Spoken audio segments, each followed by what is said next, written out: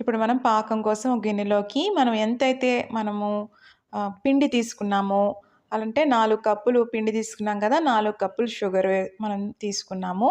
అంతకన్నా తక్కువైతే బాగోదండి.